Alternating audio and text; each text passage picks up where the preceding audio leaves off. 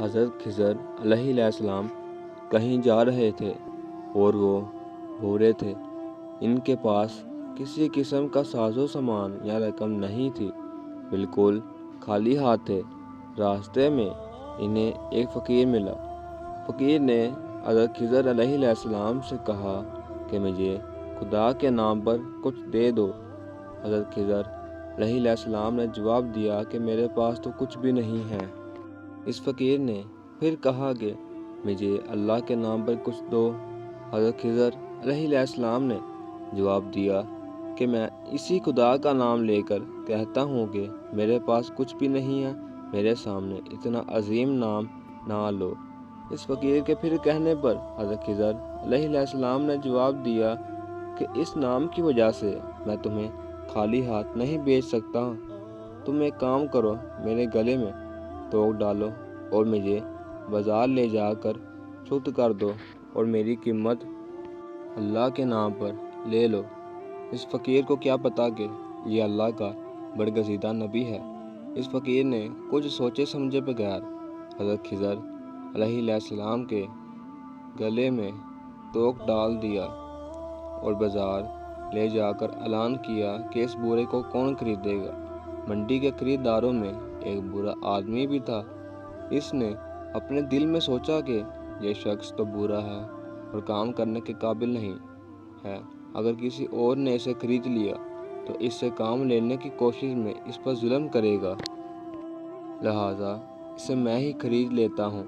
پھر حضرت خضر علیہ السلام نے اپنے آقا سے کہا کہ جناب بتائیں میں کیا کام کروں۔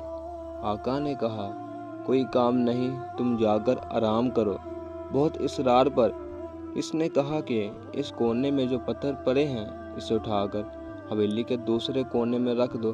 آقا نے سوچا کہ غلام برا ہے، ایک دو پتھر اٹھانے کے بعد خود ہی تھک جائے گا اور آرام کرے گا، اور یوں اس کو کچھ دن اسی کام میں لگ جائیں گے۔ کچھ دیر بعد آقا واپس آیا تو اس نے دیکھا کہ سارے پتھر حویلی کے دوسرے کونے پر پڑے تھے۔ آقا حیران رہ گیا کہ اتنے دنوں کا کام اس بوڑھے نے اکیلے کچھ منٹوں میں کر لیا۔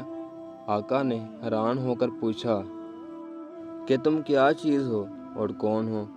آپ نے جواب دیا کہ میں آپ کا ملازم ہوں۔